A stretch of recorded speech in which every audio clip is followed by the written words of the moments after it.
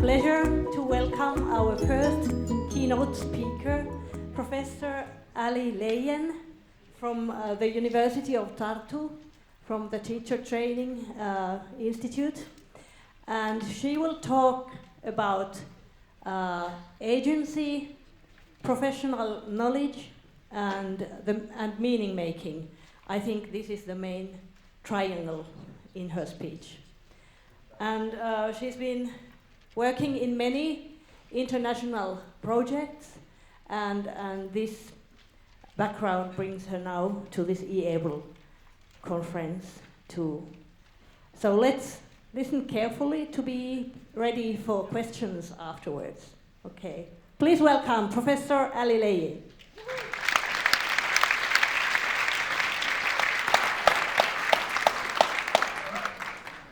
Good morning.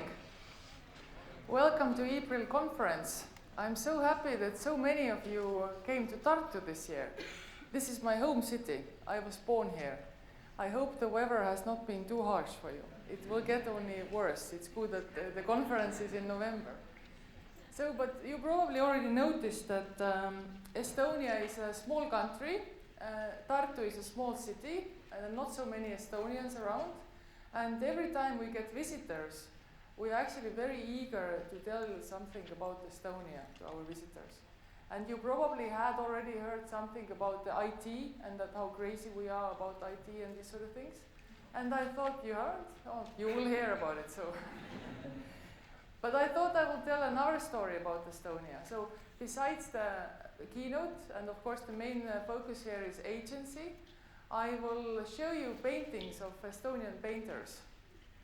And so hopefully I will tell a story about Estonia next to it. So we try to tell different stories, many stories in one story. So the topic of this presentation is agency, and I would like to tell you what it is, what agency, what are the components, why it is important, and how can we support it. So this presentation is based on a recently published article with two colleagues, Margus Pedaste and Liina Lepp from our institute. And so I more or less will talk about the agency in the way as it is presented in this article. But before we go there, I will have a little introduction to this. So I am a professor of teacher education, and I've been puzzled about situation of Estonian teachers for many years in Estonia. So from the one hand, what we have is that our students do really well in international comparison tests. And these are the results from 2015, and the results before were similar. We have been very good in the science, but also in math and reading. And in the beginning of December, the new results will come in, and we expect them to be very similar again. So there is something that our schools and teachers do that is a good indication of a good educational system. What is specific to our educational system, and also the results from PISA, is that we have quite a small share of low performers. So, and also the differences between schools are very small. This shows that we have a good, comprehensive school system, and it doesn't matter so much what is your socio-economic background as a child when you go to school. So schools and teachers will do their best to give you all kinds of opportunities to get on with your life. So this is one part of the story. Our students do really well. And the other part of the story is that also from these international comparison tests, for example, TALIS, which look at teachers, we know that our teachers' self-efficacy, so the self-belief and confidence, is actually lower than in many other countries. And another thing which is even more striking is that our teachers don't perceive that their job is valued in the society. And this was so big and shocking result from TALIS 2013. It came out that 14% of teachers only reported regarding Estonia that they feel that teaching profession is valued in a society. And take now this story next to the students' results. So what this eventually has resulted in is that we have high shortage of teachers in many areas, but in science, physics, math in particular. So it is something we are very much puzzled about. And so I think this situation is very well captured by this Oscar Kallis painting, if you look at it. So here is Linda, and she is a mother of the national hero, Kalevipoeg, and you can see how she's really doing a good job, hard work, but if you look closely, she's not very happy while doing it. And I think it's a good representation of Estonian teacher, because our teachers are mainly female, 84%. They are very experienced. Their average age is 49, so they are also a bit older, but maybe not so happy. And last year I had a sabbatical at the University of Helsinki in Collegium of Advanced Studies. And the situation of Estonian teachers have kept me busy. It's been my major topic, what I've been trying to understand. Why is it? What is influencing it? And how can we change it? Because we can see from the numbers it's not sustainable. It is becoming toxic. So we have a shortage of teachers. We have to change it. So this is, which has kept me busy for quite some time. And while thinking about it, I came across the concept of agency, and I believe this is very powerful, useful concept which helps to understand the situation and also gives us some hints how we can move forward from it. And this presentation is very strongly, of course, based on teacher agency, and of course it starts from this concern, but the model of agency is really much more general and can be applied in different professions, different contexts, like you can see. So first, agency is in a very general terms, it indicates individuals' active participation and shaping of realities. So individuals having voice and making decisions. And it is known that it's important for learning, but successful functioning in work as well, in different spheres of life. And I think it is well also illustrated by this painting by Tiit Pääsuke. You can see this boy here who is really trying to tell us something with music. It's his decision to do so. And the topic of agency has received a lot of attention recently. So learner agency has been paid attention to a lot. For example, colleagues from University of Helsinki, Kristiina Kumpulainen and Lasse Lipponen, have worked very long on this. But also colleagues who are very close to EAPRIL community, Philip Toshi and Min Seichers, have pointed out the importance of agency and learner agency. And when we go to the teacher agency, some colleagues like Priestley, they are very strong about saying that it's not about even choice anymore. It's not the element what is important for learning, but that we need to return teacher agency in order to support everything valuable in education, to sustain everything valuable. It is the only way. So in a way, it is becoming the most important aspect we have to pay attention to. And why we talk so much about it today is because this neoliberal views and perspectives on education, which put a lot of emphasis on testing, accountability, assessment, and so on, these have been criticized for restricting teacher agency. And that's why it's very timely, and that's why a lot of colleagues are talking about it now a lot. So of course agency is an old term, an old concept, and it has been studied in very different traditions. And I will just maybe introduce a few of them so that we can get started. So first of all, there is a family of psychological traditions when they talk about agency, and what is specific here is that in these traditions, agency is something that people have as a characteristic, as a property, as a competence. It belongs to a person. And so I think you can see it also from this painting. Konrad Mägi is one of the very famous Estonian painters. You can see on this painting of this lady that it's all about the person. It is not about environment or other aspects. It's really about the person. It's a characteristic, ability, property of a person. But there are other approaches. So our approaches, such as sociological, sociocultural, and pragmatist traditions, they emphasize more clearly the relationship between the person and the environment. So we cannot talk only about the person or characteristic of the person, but have to look at the environmental context also, or culture and so on. And I think it's also here visible on this painting by Thomas Vince. It is from 1972. It's called Play. And from these traditions, sociological traditions are known to be concerned about the structure, agency, interaction. So really very often concerned about the struggle between the individual and the structure, how the individual should break through, make a difference, and so on. And in a way also really think outside the box. And I think you can look the painting from Anto Keskküla. It is quite some thinking outside the box.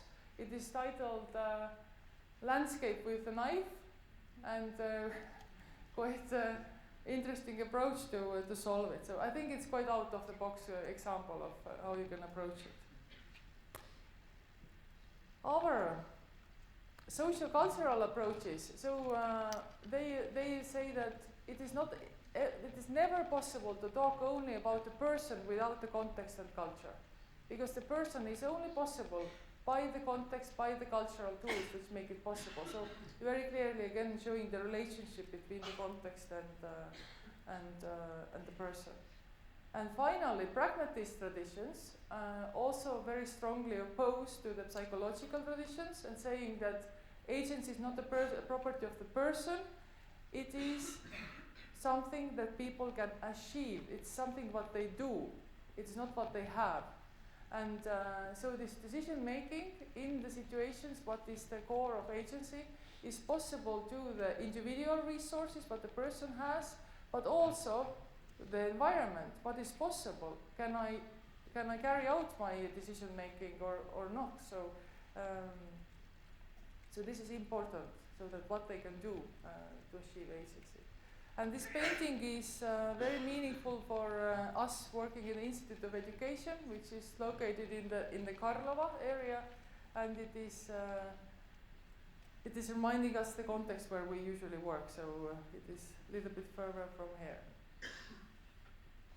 And while I was considering all these different approaches to agency, I was the most influenced by the last one. So really thinking about the engagement and how it is possible to change it. Because if we think about the scores of Estonian teachers' low self-efficacy, it is not only about the person. There has to be something more in this context why these scores are so low.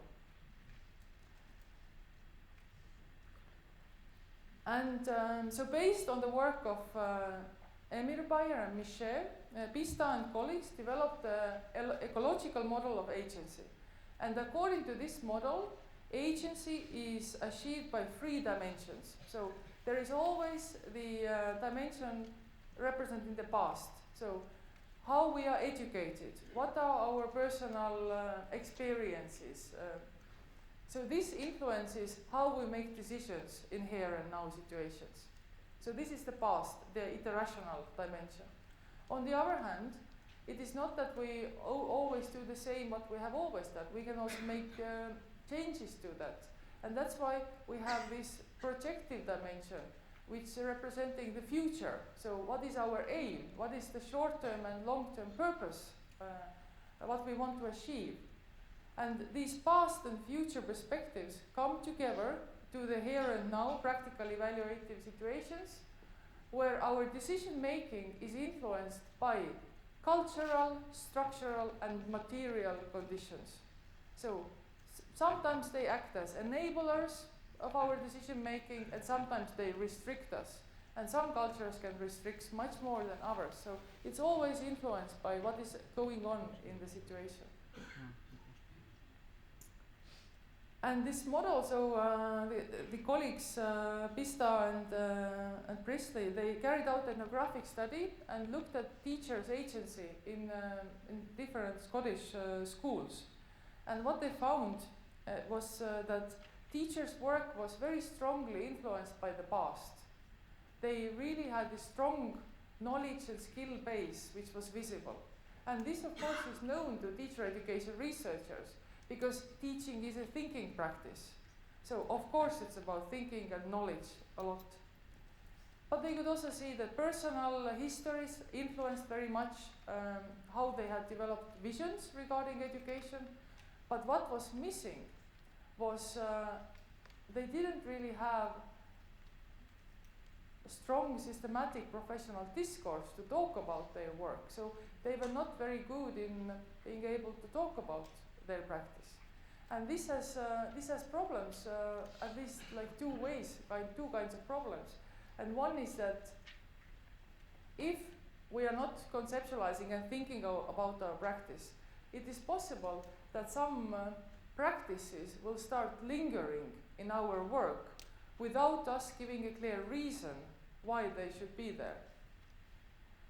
And we can also carry them on and socialize new colleagues to do the same things without even thinking whether it is desirable, whether we need this. But the other thing, and also thinking about context like Estonia is very important. If I as a teacher don't have the language to talk about my work, it is very difficult for me to engage with the discussions with the other stakeholders, with policymakers, with parents, with universities, and so on, while shaping or developing our field. So having this professional language is very important for teachers as well. And this importance of theory for me was very important finding from their study. But what we also thought is that in this model they emphasized that there is this professional path history and then personal histories, but there is not so much, it was not so much elaborated how these get intervened and how they form the coherent whole. So like we talk in teacher education a lot currently about what is the relationship and fit between the person, who you are as a person, and what is the professional role expecting from you. We believe this is currently one of the most important things. So we also think that this model could be advanced, and this interaction between the two aspects could be brought into the model. So this is our proposal.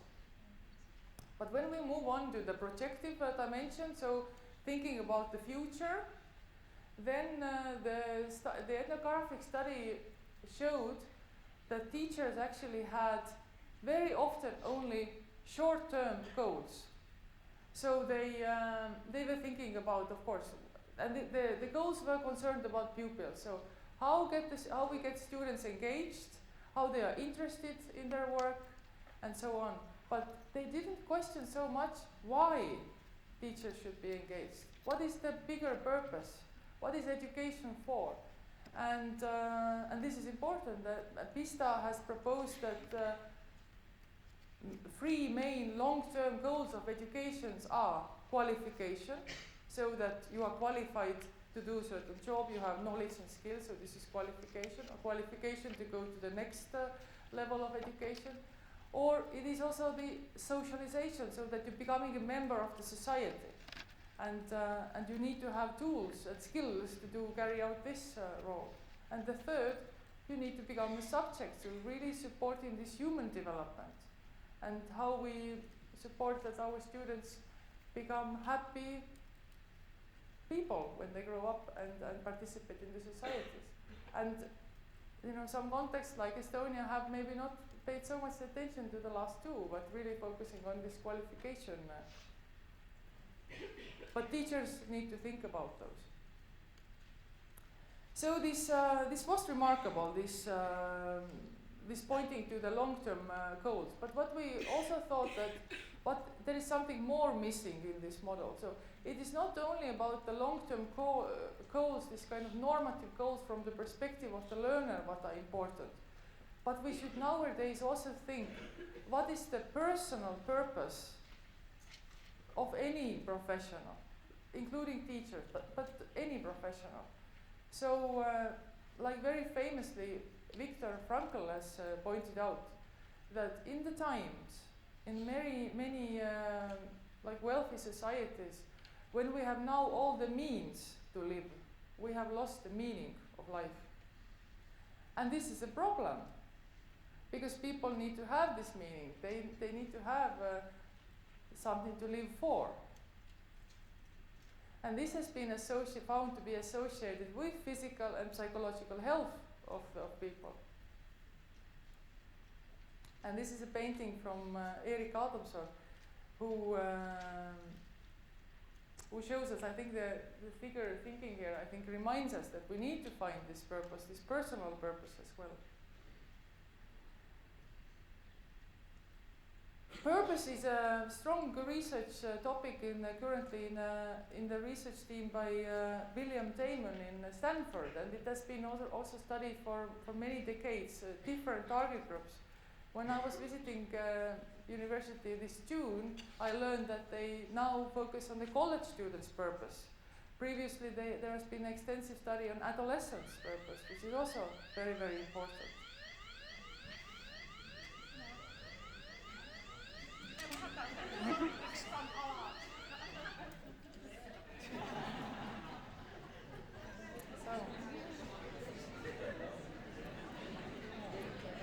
So, thank you for waking us up.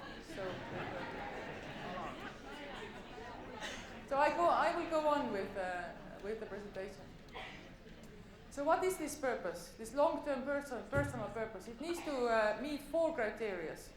It needs to be personally meaningful for me. I need to commit to it. And it needs to have this long-term character. And there is something else. It needs to concern something beyond myself. It cannot be that I want to get the driving license, I want to become more rich, I want to read another book. This is not enough. It needs to move beyond self. This is important. And teachers' work, it is easy to see how it can move, how we can find this purpose which moves beyond self. So what we propose is that this ecological model should really also have this component to think about the personal purpose as well. And then think about how this personal purpose, how this fits together with the professional long-term purpose, and explore the relationship and fit between them, and so to work on that.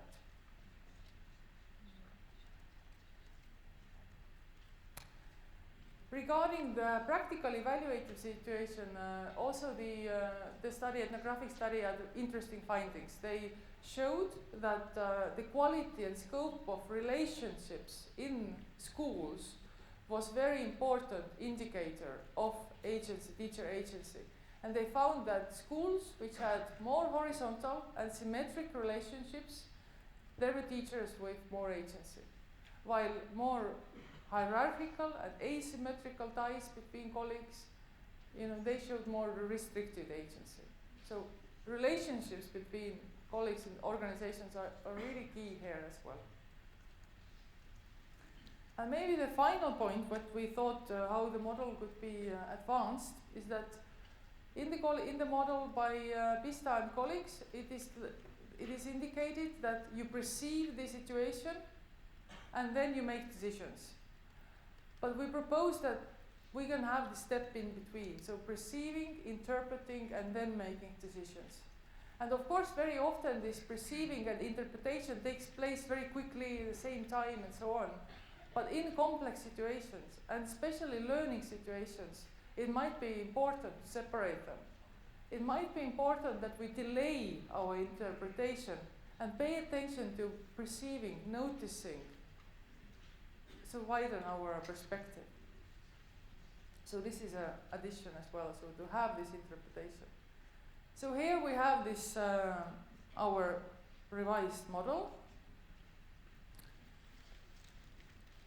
So this potential to act, making decisions in the situation is influenced by the past, by the future, here and now situations, and all of them are important. And all of these need to be activated.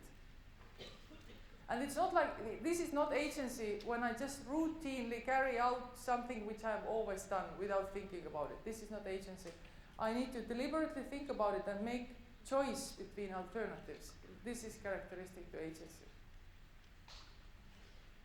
So we have done some empirical studies now. And this, the first study is very interesting. In a very interesting context, we have a visual project. It's a European project. We have a lot of colleagues also here. We had just 2 days meeting of the project. So we look at the practitioner's agency in using videos and collaborative knowledge building. We have developed a questionnaire based on these 3 dimensions, and we explore it. And the picture is representing this. So using computers, using videos and collaborative knowledge building. But there are other contexts where we are currently using it. We also have developed a questionnaire to study teacher agency in inclusive education contexts, because this is another big area, new development in Estonia. And to look at the study the teacher agency in inclusive education context. And we also look at the student teachers' professional development in regular different areas. So this is what agency is. And now I would like to tell you a little bit about how we could support and strengthen agency. And I think these 3 paintings by Jan Elken, they represent the potential of reflection. I must say that I like the most the water, the first one, but because there are 3 types, I had to take 3 pictures. Paintings, so I took 3 of them. So, but I made the first one a little bit bigger. But these are 3 types of reflections. And the first type is actually when we are in these complex situations, in any situations, and we need to make a decision, then this is a type of reflection. This is thinking in action, choosing the best way to act. So this is already a reflection.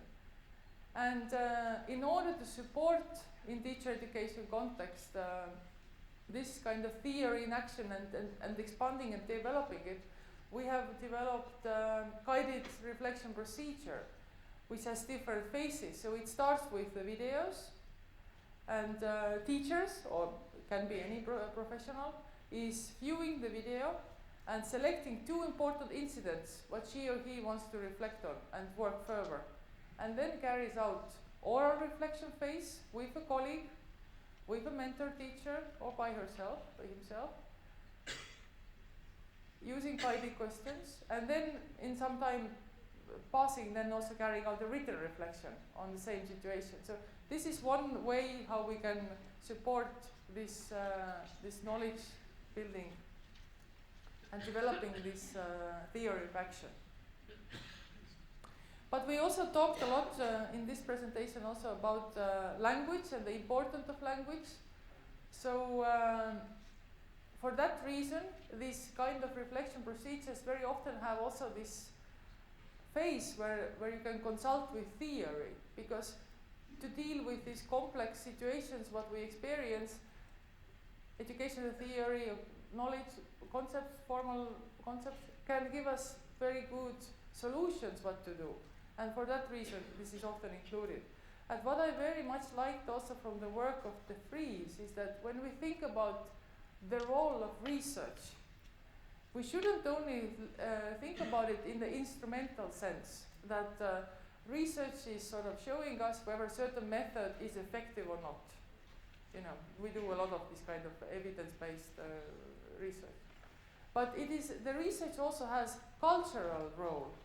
It can give us perspectives. The theory can give us new perspectives how to look at situations, to pay attention to new things, and this is also important. But when we deal with these complex and difficult situations, it is not only the theory which we can use as a resource to deal with them, but it is also our own strengths, our own experiences. And for that reason, the core reflection procedure by Fred Korthagen, for example, is very powerful, really building on the strengths of the people. Or we can look at the purpose interview guides, which again direct person to voice your own purpose in life and finding this meaning. So we have to emphasize this both. And this painting by Ilan Vikland, it is titled Little Girl Goes to Big World. This painter is probably the most famous from this show for you, because she has been illustrating a lot of Astrid Lindgren children books. So you can, so she is Estonian. And finally, so the first two reflection types are really, in a way, like a system bound. So they really operate in the limits of the existing situations. But it is also possible to break free from those, to change, to take a completely different view. Maybe we have to question the ways we are socialized to the field, to our own practices. And for example, the transformative learning proposed by Mesirov, he has very clearly worked out 10 steps to transform viewpoints, is very powerful. It is very painful, it's uncomfortable, but it is possible. So this third approach, how to support. And we can think that all these three types of reflections, that these are supported or they carried out by individual teachers and everybody gets stronger. But we know from research that we need to move beyond that. We actually need to start supporting teams of teachers, thinking about the collective efficacy concept, for example.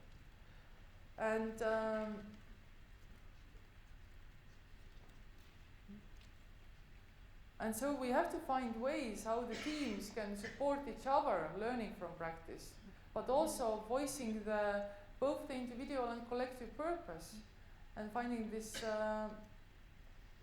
it for their community, but also how to partner with the other stakeholders.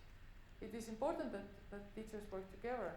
And of course, when I talk about it, and also think about this painting, it's from N. Põldroos, it's called Guests.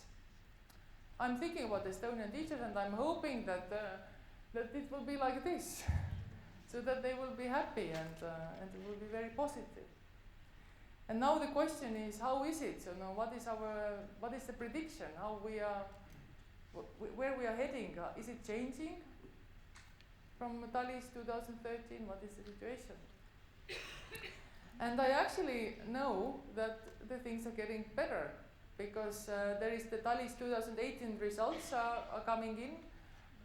We have first volume already out, international volume, and I'm involved in preparing the Estonian report, and I know already what is coming from the second volume.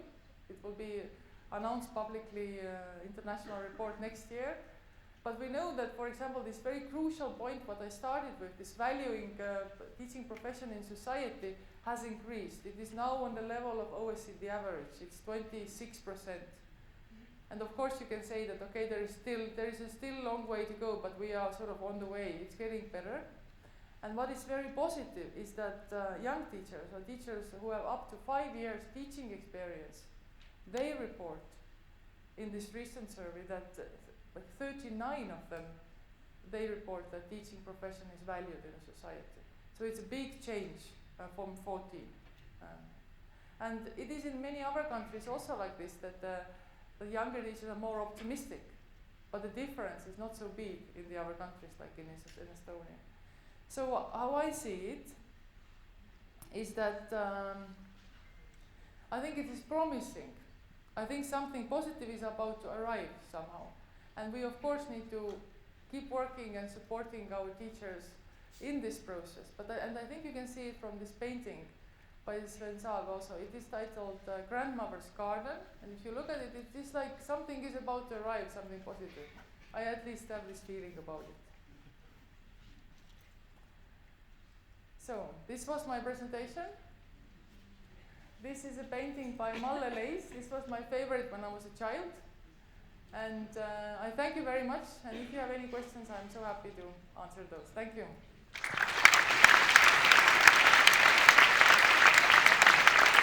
Thank you so much.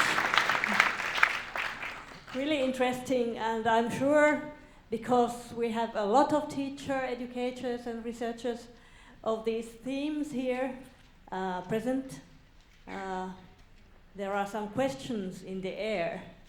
So who would like to start? Okay, there.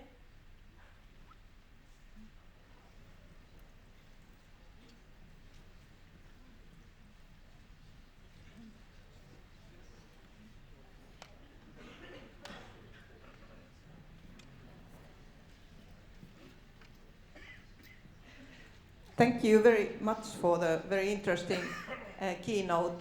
I think that I liked it especially because it's not of my expertise. And it brought to my mind one question. Maybe I didn't really grasp what you tried to how you tried to explain it, but I felt that you emphasized very strongly individual factors and individual issues. And maybe I come more from the socio-cultural background, so I would see very strongly also in engagement and in agency such issues which come from the society side, like, for instance, how teachers are appreciated, or is the salary well in relation with the expertise and such issues. Could you please explain somewhat more about how you see the role of the society and such kind of external factors? I see them as very important. I think it's very crucial. That's why I started with this finding, like how teachers value their profession, how they see that the profession is valued in the society. Like this, like from 2013, this 14%. So this was the starting point, and it was a devastating finding. And I think I tried to say that we shouldn't only focus on the individual factors, but really look at this, how the cultural, structural and material conditions influence. And these cultural conditions are those also what you also mentioned. So I think I tried to explain it, but of course when I was talking about the tools, how to support reflection, agency, I was mainly focusing now on the micro level tools. And of course we can think about also on the meso level and on the macro level as well. Like for example, how teachers could be more engaged in the curriculum development and also development of professional standards and so on. I didn't talk about those because I had a little bit less time. But I talked mostly about micro level, but I absolutely acknowledge the topics that you brought out. Thank you. Was this answering enough for? Yeah. Any other questions? I'm here in the middle to watch you. Yes, please.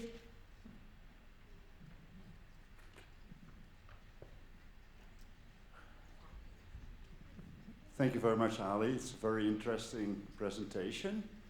I've got the feeling that it's now very projected on the teacher professional development, but actually I've got the impression that it's also more a kind of development or learning. Do you think this is also applicable on the students in the learning process, this agency? So, and especially in the epistemic agency, and what does that mean for the curriculum also? The agency of the student, because that's also having actually a development in their professionality, which we actually try to stimulate, especially in vet education, for instance. Yeah, so I see it like this, that these 3 dimensions are universal for any target group agency. And also for the students. When we talk about the students' agency, it's still about their active participation, their having the possibility to have voice, to make decisions, and so on. And for example, even the work related to purpose, which is this personal purpose. Even this has a very strong implication for student learning also, in the educational context. For example, there is a colleague from Helsinki, Kirsi Tirri, who has studied how important it is for teachers that they find this purpose, but not only for the purpose, for this that, like, of course it's good that everybody has a purpose, but it is necessary because then it is possible also to support that students, pupils, find and develop it as well. So it is absolutely crucial, but it is more difficult. It is like very difficult to think or imagine the teachers whose agency is really restricted, like if we think about our context or context similar to Estonia, that these teachers are able to support pupils and students' agency. I think that's the relationship. Thank you. And some more questions. We have time still.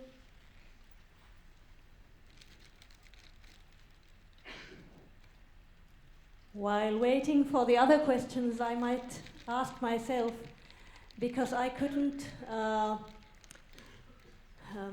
avoid noticing that you had lots of artistic inputs in your ideas and in between the lines. And as you also come from Estonia, the thing in nature, so and we are talking about meaning making and such issues of self-awareness, self-confidence. How would you explain, or are there some views for the appearance or the strength of the arts in the society to support maybe the teacher's perception, interpretation, agency, behavior, or professional competence, or how would you say? Yes, I believe so. I believe that, of course, art is part of our culture, and when in the research and science we talk about when we talk about we have a proof and we pay a lot of attention to the methods. Then before that, when we have the situations and puzzling situations where we want to think what could be, then I think that art could be. Could give a promise to find directions, and then of course we need to work out the way. But it is sort of like to give this, to inspire us and to find new directions. I think art is very powerful. Thank you, Ali. Marvelous presentation. Would you like to elaborate a little bit more the connection from your opinion, the agency and the empowerment? What kind of link you see there, and have you any experience or studies made concerning the role of agency in empowering teachers or students? I see it like this, that the agency, and so that having this space for teachers to be able to make decisions is like a good gateway to empower them. So once they feel empowered, even in schools, that they feel comfortable that they can take these decisions, it is a good chance that they will also move beyond school, their own school, maybe to the community, and also at one point start developing the field with other colleagues. So I see this as a necessity.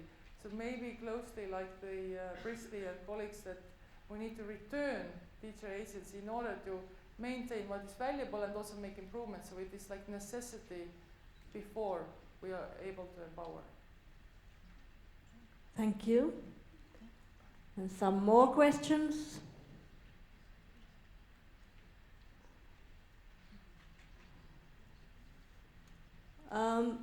Then I can ask again. How would you find, if thinking of professional knowledge, you notice that I come from music. So when thinking of professional knowledge, how would you define or explain the various fields of knowledge in regard to teachers' work supported with the arts, artistic experiences, and what kind of knowledge does the teacher need? Maybe I'm more influenced right now about, if I think about teacher knowledge, I would think about Schulman and pedagogical knowledge and also content knowledge and pedagogical content knowledge. So I'm thinking more in these areas. So what kind of knowledge teacher needs, and we'll start thinking about where this, if it's a music teacher, then of course it's part of the content knowledge as well. So I would go in that direction, but I would need a little bit more time to really think about that. Maybe I'm thinking of such issues as tacit knowledge or flow experiences to already impact the teacher's background since the child, and which is really important, I think, for the feeling of motivation and belief in oneself. Yeah, so I think this is very close to the findings from the teacher's work. What was here, that there is a lot of tacit knowledge, implicit knowledge, and this is also very logical. If we know the teacher professional development models, then it is like once you become expert, your knowledge becomes implicit, tacit, so it is very typical to expert knowledge.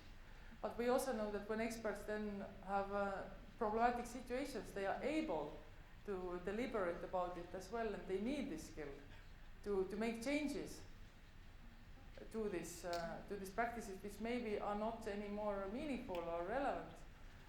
And for that reason, we need this professional language, and we need to be able to talk and conceptualize our work as well. Thank you. Still one question.